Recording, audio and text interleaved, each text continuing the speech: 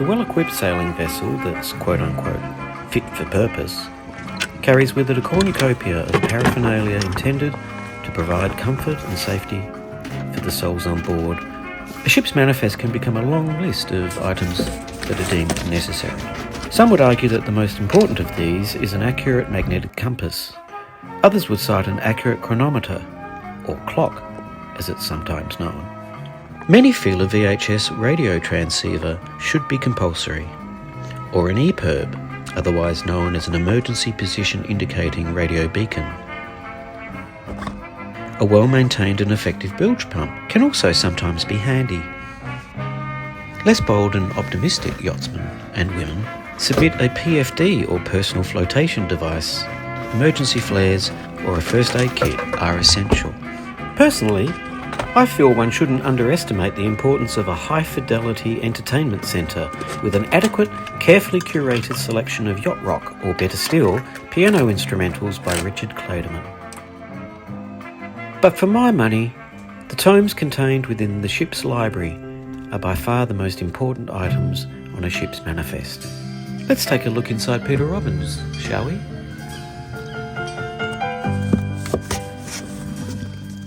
First up, Meditations by Marcus Aurelius.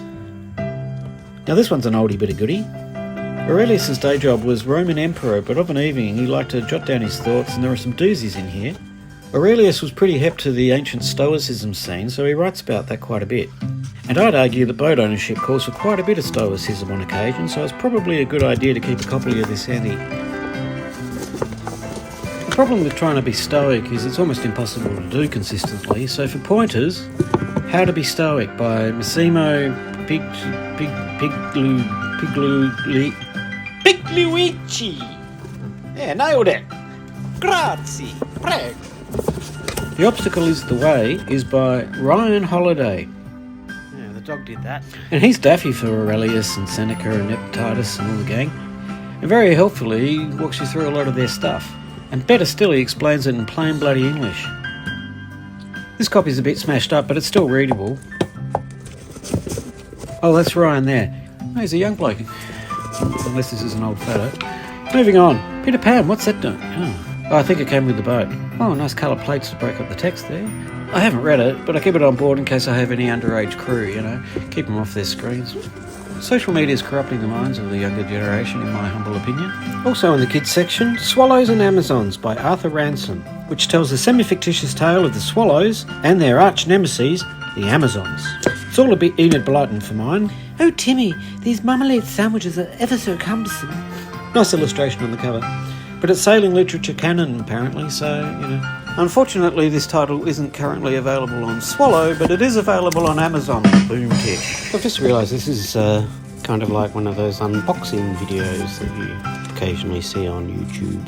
Anyway, in the miscellaneous section, I always keep a copy of Schott's original Miscellany by Ben Schott.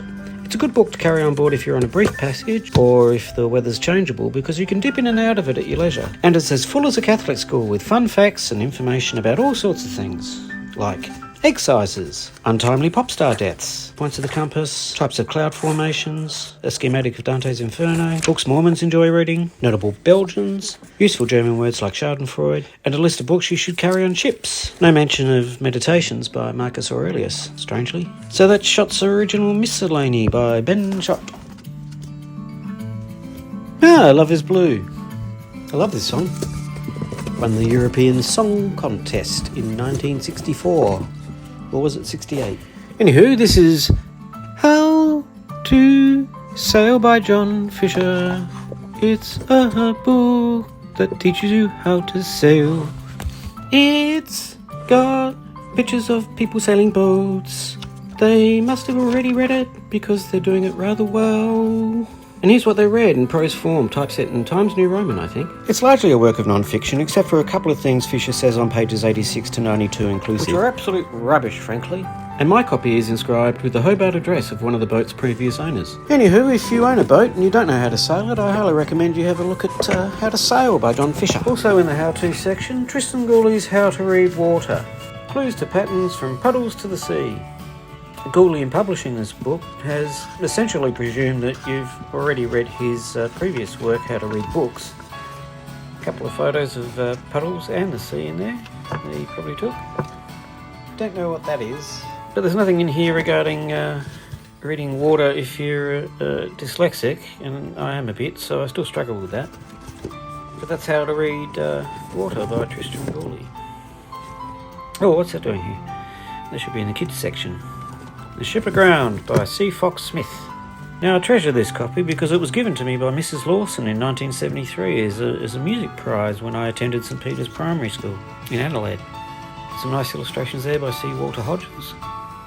It's set in the early 1800s, and it's the story of a young orphan in London who's kidnapped from his uncle's inn, which is in fact the titular ship aground, and forced to crew a ship that sails around the world encountering pirates, etc. along the way. So that's The Ship Aground by C. Fox Smith, which, apart from being a book, is also a prize that was given to me by Mrs. Lawson in 1973 because I was good at music. The Small Boat Skipper's Safety Book by Dennis DeSuter. Who are you calling Small Denny DeSuter? This one's full of safety tips, but DeSuter generally takes a very pessimistic and rather opinionated tone. He's a bit of a pessimist and a bit of a killjoy, to be frank. And he's casting dispersions about my height.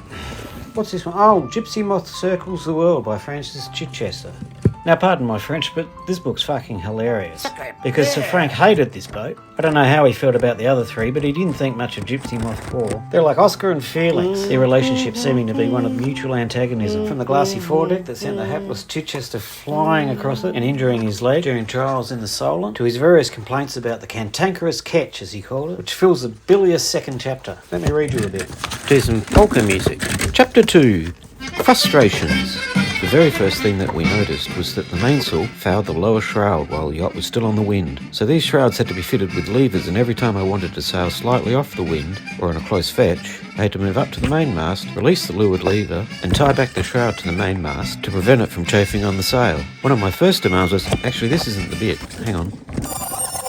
Oh, here's one. This is where he's complaining about cutlery. If you opened one of the cupboards under the galley when the boat was heeled, the contents would spill out on the cabin floor, and when I got out into the ocean, I reckon the stowage of cutlery, crockery, bottles, jars and tins was the worst I'd ever experienced. The cupboards above the galley were set so far back they were out of normal reach, and the plate rats were inaccessible, well behind the galley sink. He does concede, however, that one thing that was good was the storage of saucepans. Gypsy Moth Circles the World is the first in a trilogy. Part 2 was written by Sir Alec Rose, and his book is called My Lively Lady. Actually, polka's not going to work for this bit, so how about some Johann Sebastian Strauss? It's essentially the same plot, sailing all by yourself around the world from left to right, but Sir Alec Rose's telling of it differs somewhat from Chichester's because, for the most part, he quite enjoyed himself, especially when he popped into Melbourne to visit his son and his grandchildren. The way Rose tells it, that was the main reason for the trip, and I think that's lovely. Here's a photo of him taken, as it happens, only a few yards away from where Peter Robyn is penned, here at the Royal Yacht Club of Victoria. And here's some boats from the club escorting him in from Port Phillip Heads on the very same day that Australian Prime Minister Harold Holt disappeared in exactly the same waters. Coincidence? I think not. I've heard it said that every good story is actually 2 stories, and I'd argue that sometimes it can actually be 3, especially in a trilogy. And the third and final in this trilogy of circumnavigations is A World of My Own, which was written by Sir Robyn Knoxton. That was him just now, with his hands up in the air for some reason. Lots of text, some of it lifted from the logbooks he kept, and oh, that's his boat, a 33-foot Tahitian ketch called Sir Haley. For the most part, A World of My Own is the story of yet another Englishman who sailed from left to right around the planet in a failed attempt to convince people that it wasn't flat. Except he did it without stopping anywhere. There he is again. Still got his hands up in the air. It's almost like he's saying, yeah, you got me. I circumnavigated the globe. It's almost like a pre-internet humble brag. This one's Zen and the Art of Motorcycle Maintenance by one-hit wonder Robert M. Percy. Now, you may be wondering what's this doing here, but as well as being a cautionary tale about raising teenage boys, it's also chock full of maintenance tips. For motorcycles, sure, but if you cross out the word motorcycle and replace it with the word boat, it kind of works. And you don't even have to be a Buddhist. Right, what's next? Oh, Cruising Under Sail by Eric C. Hiscock. Now, this one's terrific. It's a veritable compendium of all things boating, from hull design to types of construction, standing rigging, running rigging, mechanics, navigation, fashion tips. There's construction plans, layouts, schematics, cutaway sections, entrees, mains, and spinnakers for dessert. And best of all, there's even a mention of Peter Robyn's sister ship, Restive, designed and built by Sir Nigel Warrington Smith. Hiscock speaks highly of her, and there's even a couple of photos. He mentions some other boats, of course, but who cares? So anyway, that's Cruising Under Sail by Eric C. Hiscock. And finally, the greatest book that involves sailing ever written, ever.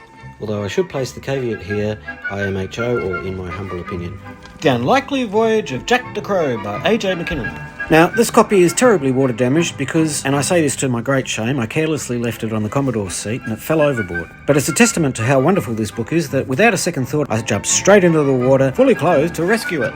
Now, by his own admission, McKinnon isn't very good at sailing, but he's an excellent writer, and he writes about his failings as a yachtsman excellently. In fact, if you look up the word delightful in a thesaurus, all the synonyms you'll find there also apply here, without a single antonym. The attractive, endearing, and relishable illustrations you can see here are by the author himself. And I haven't even told you what the book's about yet, and in some ways I don't even want to. Well, okay, spoilers ahead, it's about an English teacher who, for reasons best known to himself, decides to sail a 10-foot dinghy from Wales down the Severn, then the Thames, and across the British Channel to France, and then up the French canals, down the German ones, past Bulgaria and Romania, and finally to the Black Sea. Heroic? Yes. Idiotic? Also yes. And it's because of McKinnon's equal adroitness and courage and stupidity that he lived to tell the tale and publish it as The Unlikely Voyage of Jack de Crow, the greatest book about sailing ever written.